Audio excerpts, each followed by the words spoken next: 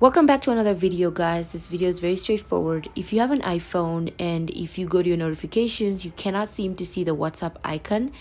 And if you go to your actual WhatsApp and you have this warning that says push notifications are disabled, it means that you cannot access notifications on WhatsApp. I've got a quick fix.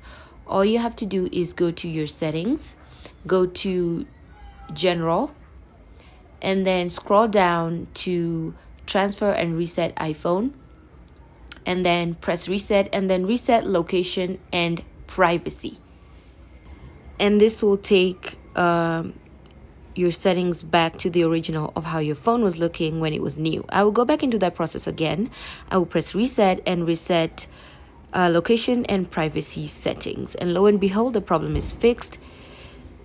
If I go to my WhatsApp, it will access my contacts and it will pop up with allow WhatsApp to send notifications. Just go ahead and press allow.